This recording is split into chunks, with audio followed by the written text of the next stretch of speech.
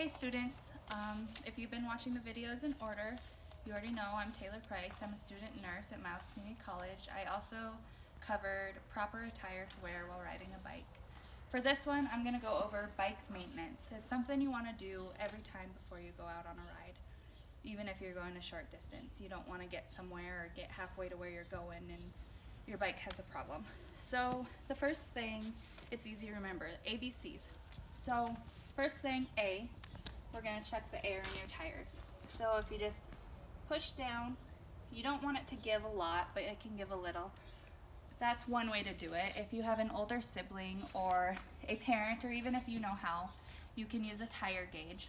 And if it's low, you can use a little compressor like this and add air to your tire before you take off.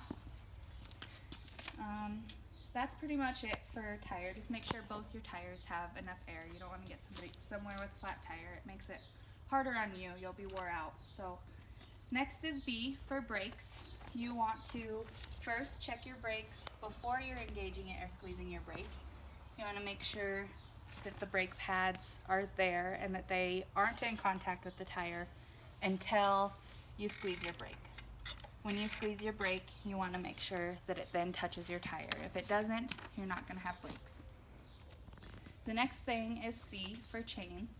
You want to take a look at your chain and the gears before you take off.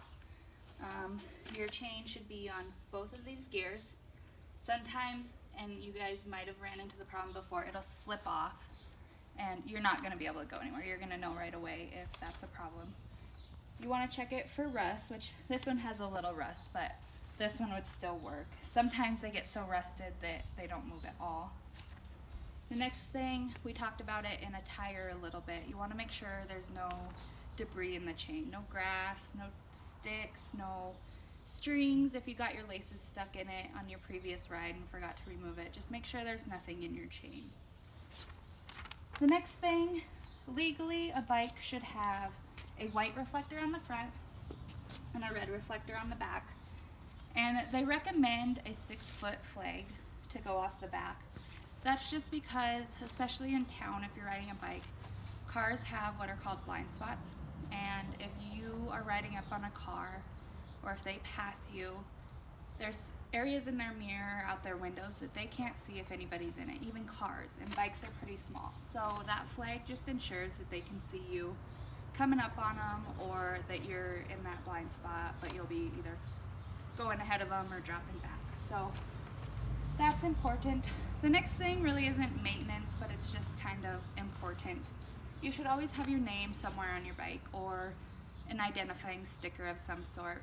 We all get our bikes probably similar areas, either Miles City at Walmart, or we go to Billings. So we might have a similar bike as somebody, or the exact same bike. So you want something that helps you identify that it's your bike. The next thing is something similar to this. It's a bike lock. It's not a necessity, but if you are going to a public area and there's a bike rack or a bench, you can always attach your bike to it with a bike lock, just to ensure that nobody snags it while you're doing whatever you're doing. That's all I got on bike maintenance. I hope that covers any questions you might have. Have a good day.